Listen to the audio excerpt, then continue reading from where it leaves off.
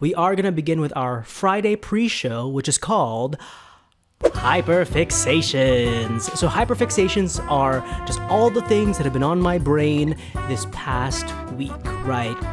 So whatever I've just been obsessed with, whatever I've just been really into, and this week is called My Favorite Albums of All Time, American Cheese, and Fallout 4, okay? So, let's talk about it. Let's talk about my hyperfixations of the week, and then we'll get into some Tekken, okay? I promise, we'll get into some Tekken after we do this. All right. Number one, that post-vegan grilled cheese. So as a lot of y'all know, I've been vegan for what is that? 2 years? I had been vegan for 2 years. I started in 2021. Actually, fun fact. I was I was in quarantine within a hotel room for a TV show that I was in way back when. It's on Netflix.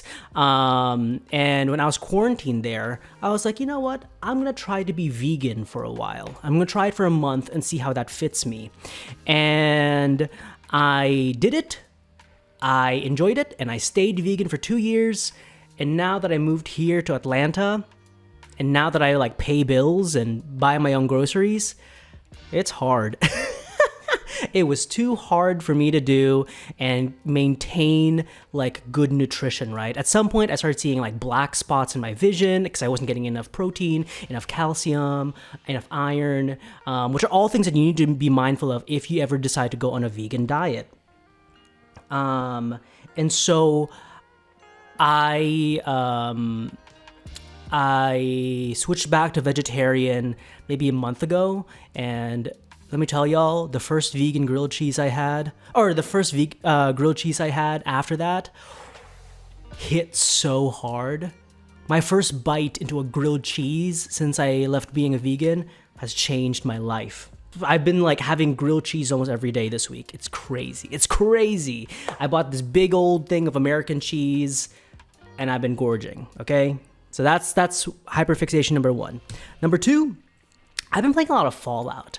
Fallout is a game that I have not finished. I started it many years ago, never finished it, and I pick it up and then drop it. Because I'm one of those people that loves to just sit there and make something. I'm not a huge Minecraft guy, but I would craft the hell out of Minecraft. You know what I mean? I would build up little villages and all that stuff if I was into Minecraft. But since I'm not, I did that in Fallout. And in Fallout, I spent so long making my outposts that at some point, the life cycle of my interest in a video game would go through. And I would lose interest in it while I was doing it, and I was I don't want to play this anymore. So I spent all my time just making the outposts. But now I'm focusing on the story, in my free time, and it's good, it's fun. The reason why I'm not playing it on stream is because it is a game that I know enough about that it's not gonna be really super duper fun to watch me play it and be oh, I already did this, I already did this. You know what I mean? So that's why I'm not playing it on stream. But I wanted to introduce you guys to my character. This is my character. His name is Windsor, right? Windsor is he is the general of the Minutemen. So I made him my good guy run. So he's really honorable. He's really kind. His main weapon is the bladed tire iron, right? And he is romancing good old Preston Garvey. And I'm not gonna lie to y'all.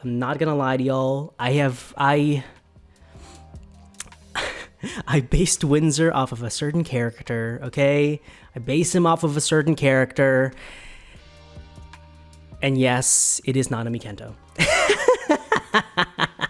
Yes, it is Nanami. Oh, I love Nanami.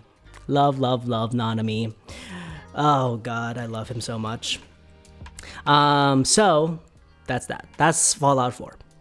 Finally, I want to talk about albums. So here in Atlanta, it's been super duper rainy, nobody's business. It was storming yesterday. And also weirdly humid. It's January, and I went outside on Tuesday with a huge winter coat on, expecting it to be wintry. But it's not. It was 60 degrees. I was damn, So it's just rainy, but I love the rain. I love rainy weather.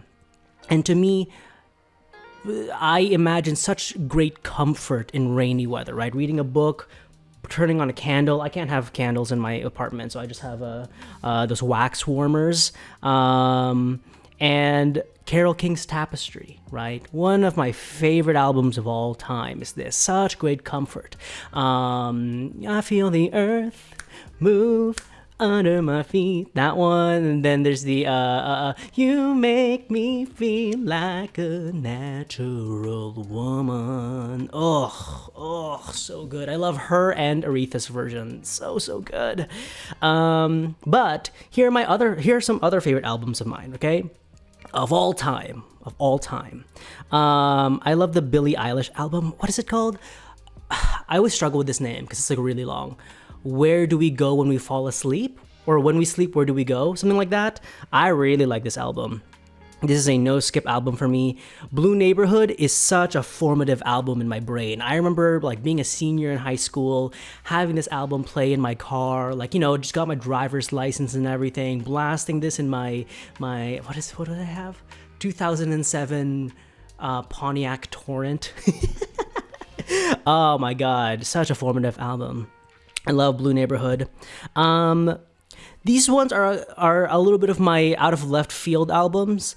Considering Matthew Shepard is a choral album, it's a choir album. And I was watching a choir concert like when I was in college, and they played one of these songs, and it was so beautiful, so transcendent that I fell in love with it. And so I listened to the entire album, and now it's like one of my crying albums, right? I will cry to this album. It's so beautiful. So it's like a dedication to Matthew Shepard. If you don't know Matthew Shepard, he's somebody who back in the 90s, I think in 98, he was tied to a fence post and beaten, tortured by these two guys because he was gay. So it's such a beautiful album. I really recommend it. The second one is Amazing Grace. I love this album, another comfort album of mine.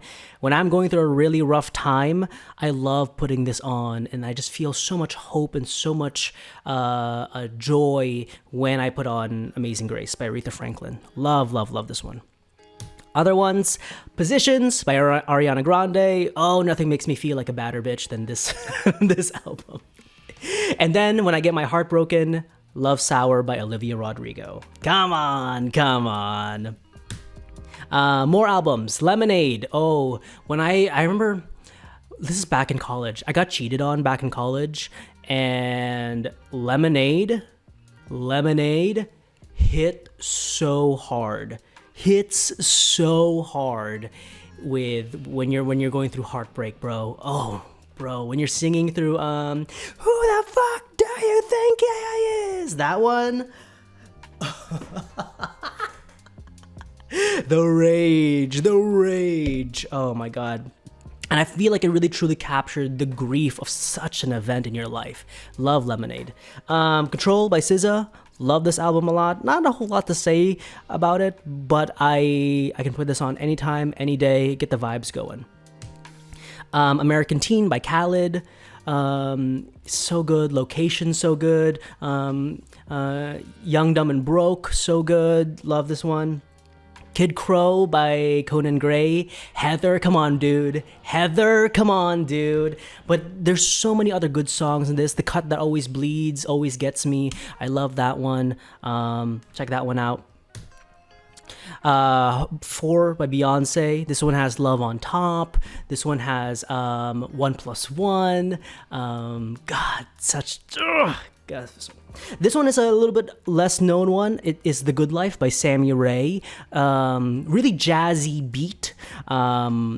Really get your toe tapping, if you will. Check that one out. This is another vibe setter album for me. Hot Pink by Doja Cat. Like, if you remember 2020 quarantine COVID time TikTok, you will know the Hot Pink tracks, right? You will know the Hot Pink tracks. So, what else is there to say about it? Songs in the Key of Life by Stevie Wonder. Sir Duke is on here, which is one of my favorite songs of all time. I love, love, love this one. Another comfort album of mine. And then finally, y'all know I am a huge Adele fan. I'm hoping that she isn't like actually retired. I've heard that after her Vegas residency, like she's donezo. She's not doing any more music, which I hope is not true because I want to see her in concert. I've never seen her in concert, dude. Please, I have to see her in concert. But I love her discography. One of my favorite artists of all time. I think she's been my top artists, I think twice in like the Spotify stuff. My favorite albums by her are 100% her 25 album. God, Million Years Ago is on that one. All I ask is if this is my last night with you. Oh, and 30. Dude. 30 is one of those that I first listened through and I was like, okay, I like some of these songs. They're okay. They're pretty good. But now they're hitting. And I will listen to I Drink Wine all day, every day. All day, every day, I will listen to I Drink Wine. My Little Love, we'll listen to that, cry to that. Too good. Too good. That was HyperFixations. That was the pre-show. If you're watching this later on YouTube, don't forget to like and subscribe. I love you. Bye.